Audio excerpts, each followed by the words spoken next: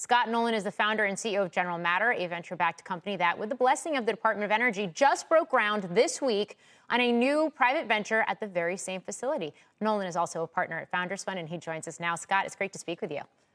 Thanks for having me on. So let's start right there, because this is going to be the first in the U.S. privately owned and operated uranium enrichment facility. How is this going to work?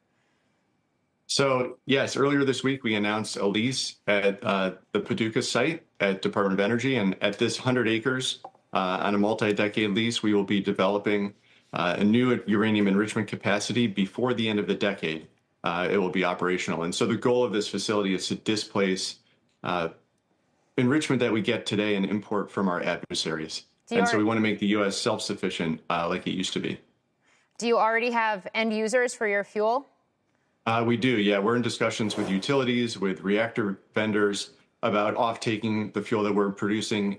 This fuel that we're making is low-enriched uranium at this site, potentially HALEU, which is for the more advanced reactors, but we are really focused on the 20% of the grid that comes from nuclear and supplying those 94 reactors as soon as possible. Now, I know we're talking about nuclear power right now, but in some ways, and I'll say this because I know you formerly worked at SpaceX, so you might appreciate this analogy, but it makes me think about when the space shuttle was retired and the fact that the U.S. did not have the capability to send Americans into space, and SpaceX stepped in, crafted this public-private partnership, regained that capability, and in the process also took over and reimagined a very famous launch pad, 39A, at Kennedy Space Center to do it. Is this sort of the nuclear equivalent?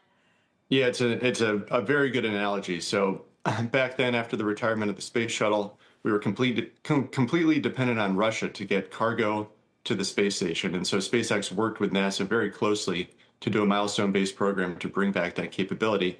The North Star for SpaceX at that time was, yes, we want to bring back domestic capability. Yes, we want to replace this capacity of the space shuttle.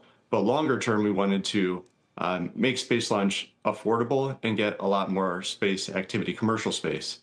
And so we're doing the same thing for nuclear energy. Yes, we want to onshore production, but we want to do it much more affordably and also more scalably to achieve the U.S. goals to 4x nuclear by 2050. And so those are the things we're focused on, with this site really being the first site that enables that. Scott, you're hitting your stride at a moment when the administration is really pushing nuclear hard. They're big believers in this White House and of your industry.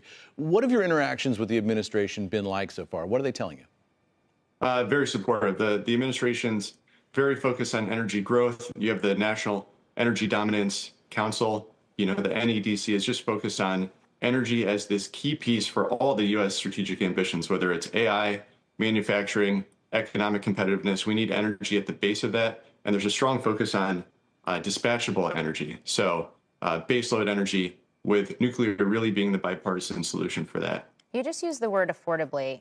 What does that mean? How do you make this more affordable, and how do you make this I guess, a compelling and profitable business model? So there's two pieces to that. One is the reactors that are on the grid today. Those reactors provide 20% of the nation's power in every state. And so the issue there is availability of fuel. Last year, there was a Russian imports ban that went active. There is a waiver process to import uranium, but that expires in 2028, January 1st, 2028. And so on that side of things, we are really focused on availability.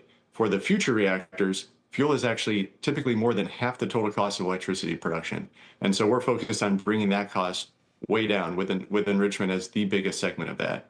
And so there's both an affordability, scalability, and cost issue for today's reactors and then for the future reactors.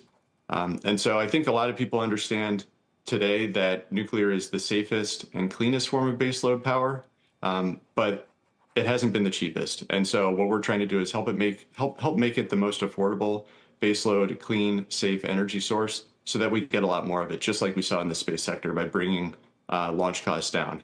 Yeah, the safe piece of it, though, I mean, it had a bad rap up until very recently, and we've seen a little bit of a 180-degree turn here in terms of public sentiment, but just the safety piece of this, what goes into that? So, I mean, this is something we're the most excited about, is just the safety of nuclear. So, yes, it had a bad rap. There were decades where we just abandoned nuclear, and we view that as a huge mistake that the U.S. made.